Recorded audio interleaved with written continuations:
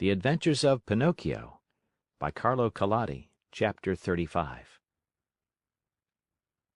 Pinocchio, as soon as he had said good-bye to his good friend, the tunny, tottered away in the darkness and began to walk as well as he could toward the faint light which glowed in the distance.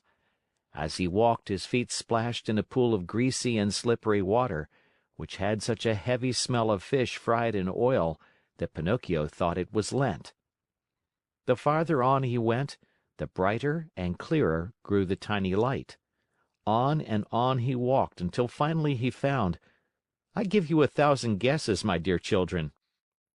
He found a little table set for dinner and lighted by a candle stuck in a glass bottle, and near the table sat a little old man, white as the snow, eating live fish. They wriggled so that, now and again, one of them slipped out of the old man's mouth and escaped into the darkness under the table. At this sight, the poor Marionette was filled with such great and sudden happiness that he almost dropped in a faint. He wanted to laugh. He wanted to cry. He wanted to say 1,001 things, but all he could do was to stand still, stuttering and stammering brokenly.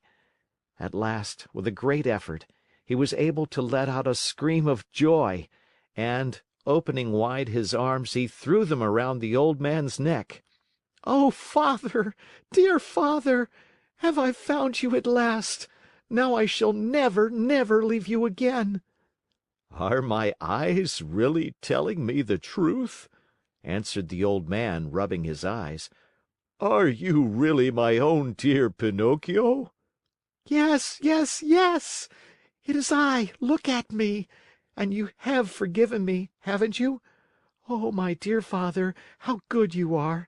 And to think that oh, but if you only knew how many misfortunes have fallen on my head and how many troubles I have had! Just think that on the day you sold your old coat to buy me my ABC book so that I could go to school, I ran away to the Marionette Theater and the proprietor caught me and wanted to burn me to cook his roast lamb. He was the one who gave me the 5 gold pieces for you, but I met the Fox and the Cat, who took me to the Inn of the Red Lobster. There they ate like wolves, and I left the inn alone, and I met the assassins in the wood. I ran, and they ran after me, always after me, till they hanged me to the branch of a giant oak tree. Then the Fairy of the Azure Hair sent the coach to rescue me, and the doctors, after looking at me, said, 'If he is not dead, then he is surely alive.' And then I told a lie and my nose began to grow. It grew and it grew, till I couldn't get it through the door of the room. And then I went with the Fox and the Cat to the Field of Wonders to bury the gold pieces. The parrot laughed at me, and instead of 2,000 gold pieces, I found none. When the judge heard I had been robbed, he sent me to jail to make the thieves happy, and when I came away, I saw a fine bunch of grapes hanging on a vine. The trap caught me, and the farmer put a collar on me and made me a watchdog. He found out I was innocent when I caught the weasels, and he let me go. The serpent with the tail that smoked started to laugh, and a vein in his chest broke, and so I went back to the fairy's house. She was dead, and the pigeon, seeing me crying, said to me, 'I have seen your father building a boat to look for you in America.' And I said to him, 'Oh, if I only had wings!' And he said to me, 'Do you want to go to your father?' And I said, 'Perhaps, but how?' And he said, 'Get on my back. I'll take you there.' We flew all night long, and next morning the fishermen were looking toward the sea, crying, 'There is a poor little man drowning.' And I knew it was you, because my heart told me so, and I waved to you from the shore." "I knew you also," put in Geppetto, "and I wanted to go to you, but how could I? The sea was rough, and the whitecaps overturned the boat. Then a terrible shark came up out of the sea, and as soon as he saw me in the water, swam quickly toward me, put out his tongue, and swallowed me as easily as if I had been a chocolate peppermint." "And how long have you been shut away in here?" From that day to this, 2 long, weary years. 2 years, my Pinocchio, which have been like 2 centuries. And how have you lived? Where did you get the candle? And the matches with which to light it? Where did you get them? You must know that, in the storm which swamped my boat, a large ship also suffered the same fate. The sailors were all saved, but the ship went right to the bottom of the sea, and the same terrible shark that swallowed me swallowed most of it. What? Swallowed a ship? Asked Pinocchio in astonishment. At one gulp. The only thing he spat out was the mainmast, for it stuck in his teeth. To my own good luck, that ship was loaded with meat, preserved foods, crackers, bread, bottles of wine, raisins, cheese, coffee, sugar, wax candles, and boxes of matches. With all these blessings I have been able to live happily on for 2 whole years. But now I am at the very last crumbs. Today there is nothing left in the cupboard, and this candle you see here is the last one I have. And then? And then, my dear, we'll find ourselves in darkness.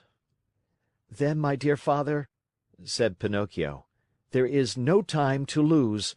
We must try to escape. Escape? How? We can run out of the shark's mouth and dive into the sea. You speak well, but I cannot swim, my dear Pinocchio. Why should that matter? You can climb on my shoulders, and I, who am a fine swimmer, will carry you safely to the shore. Dreams, my boy, answered Geppetto, shaking his head and smiling sadly. Do you think it possible for a Marionette, a yard high, to have the strength to carry me on his shoulders and swim? Try it and see. And in any case, if it is written that we must die, we shall at least die together. Not adding another word, Pinocchio took the candle in his hand, and going ahead to light the way, he said to his father, "Follow me and have no fear."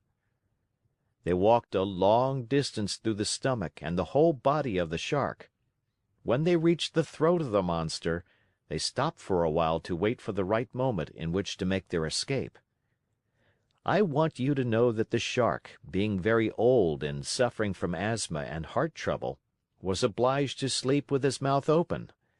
Because of this, Pinocchio was able to catch a glimpse of the sky filled with stars as he looked up through the open jaws of his new home. "The time has come for us to escape," he whispered, turning to his father. "The shark is fast asleep. The sea is calm, and the night is as bright as day. Follow me closely, dear father, and we shall soon be saved." No sooner said than done. They climbed up the throat of the monster till they came to that immense open mouth. There they had to walk on tiptoes, for if they tickled the shark's long tongue, he might awaken, and where would they be then? The tongue was so wide and so long that it looked like a country road.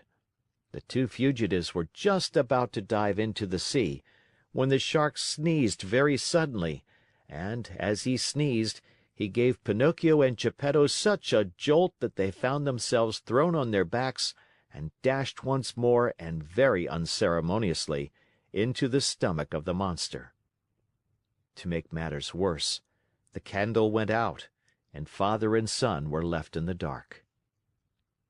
"And now?" asked Pinocchio with a serious face. Now we are lost. "Why lost? Give me your hand, dear father, and be careful not to slip." Where will you take me? "We must try again. Come with me, and don't be afraid." With these words, Pinocchio took his father by the hand, and, always walking on tiptoes, they climbed up the monster's throat for a second time. They then crossed the whole tongue and jumped over 3 rows of teeth. But before they took the last great leap, the Marionette said to his father, "Climb on my back and hold on tightly to my neck. I'll take care of everything else." As soon as Geppetto was comfortably seated on his shoulders, Pinocchio, very sure of what he was doing, dived into the water and started to swim. The sea was like oil, the moon shone in all splendor, and the Shark continued to sleep so soundly that not even a cannon shot would have awakened him. End of chapter.